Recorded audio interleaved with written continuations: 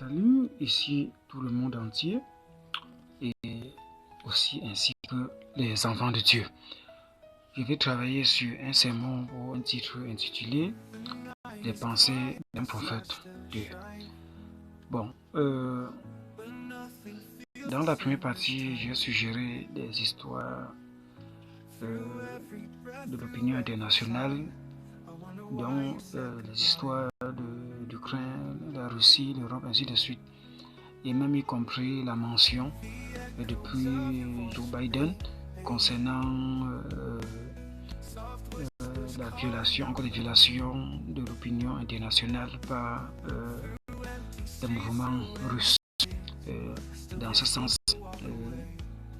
et même avec des faits de tirailler ou de buter contre l'Ukraine qui est restée soumise à cette adhésion ou encore à l'obéissance à ces ordres ou encore à cet ordre international par le mouvement européen et ainsi de suite. Puisque voilà là où voilà ce qui fait en quelque sorte des liens même du conflit entre la Russie et l'Europe, d'après mes études, d'après ma compréhension là-dessus. Bon, étant donné que certains des pays du globe ou du monde entier, ou certains des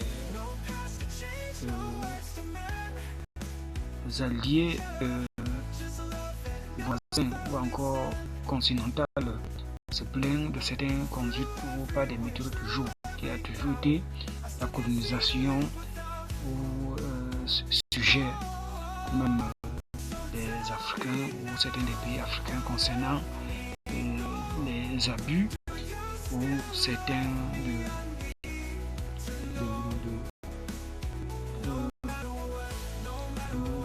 soit de compromis en quelque sorte avec certains des chefs d'État africains ou certains des compromis dans ce sens. Vous voyez, afin que certains des peuples africains puissent demeurer dans un système d'esclavage complètement doré et toujours même pas à leur profit et plus afin de continuer dans ce sens, afin de satisfaire plutôt l'oppresseur qui a dû être des lamentations, des cris, ou c'est même remonté même jusqu'à Dieu en quelque sorte concernant certains des atouts même des blancs eux-mêmes dont Dieu a choisi de les mettre en conflit afin de les piler, afin de les faire tomber dans ce sens. Voilà ce qui m'a été révélé là-dessus. Pourquoi même ce conflit existe. Et d'une part aussi le fait de mépriser la voix de Dieu, que ce soit de la part des Européens ou que ce soit plus de la part de la Russie. Parce que l'ordre international qui a été dédié depuis fort longtemps est sujet ou encore est l'option ou encore fait l'autorité ou fait loi à partir du Romain chapitre 13 qui est toujours la parole de Dieu, tout comme j'ai eu enseigné concernant les histoires des droits de l'homme et ainsi de suite. Bon, pour aller plus loin, donc qui a été ou encore qui est violé ou encore chiffonné par la tendance russe ou encore par la tendance des soviets, donc l'Union soviétique et tout l'amalgame et ainsi de suite. Bon, donc quand ça commence, à un certain moment donné, Trump, en quelque sorte, étant même quelqu'un dont on a toujours fort longtemps cru, il est du côté de Dieu, il est même en quelque sorte Ouadémi, un serviteur de Dieu, ainsi de suite, n'étant pas du genre du sacerdoce ou d'un prédicateur complet ou d'une personne complètement assistée par Dieu s'est mis voulant soutenir plutôt le camp inverse, ou croyant à un certain moment donné trouver les solutions pour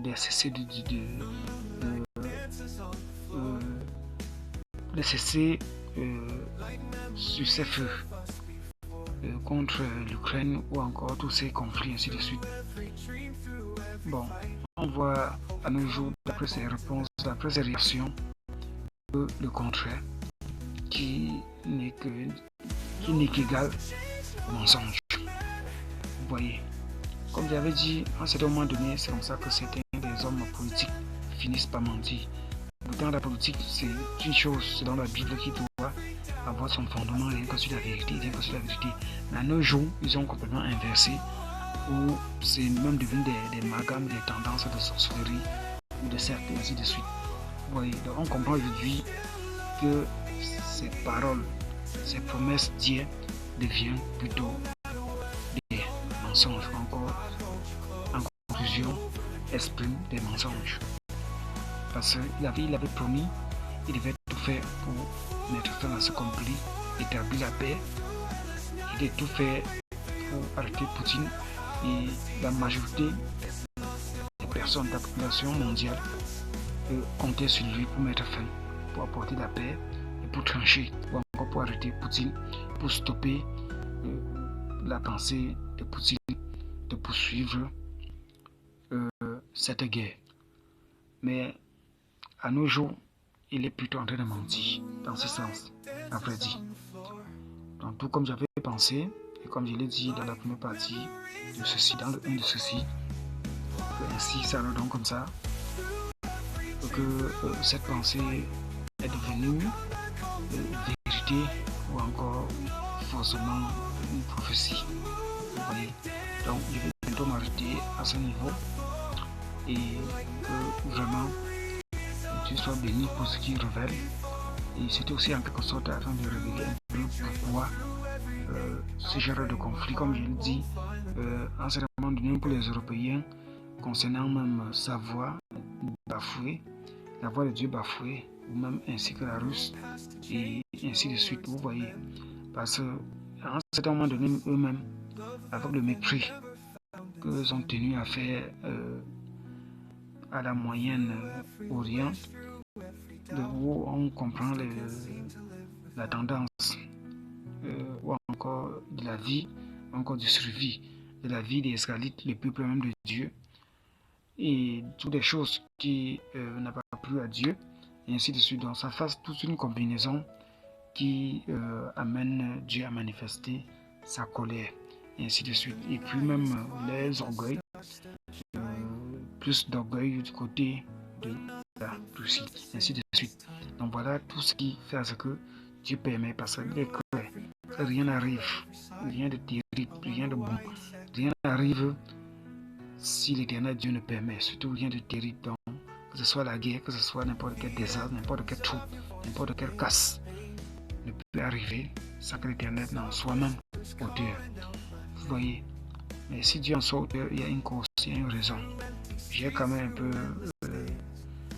décortiqué un peu sur la cause, ou encore la raison qui amène Dieu de laisser tous ces conflits, ou de permettre que ce conflit soit activé et de s'avancer dans ce sens. Vous voyez, donc merci et à la prochaine.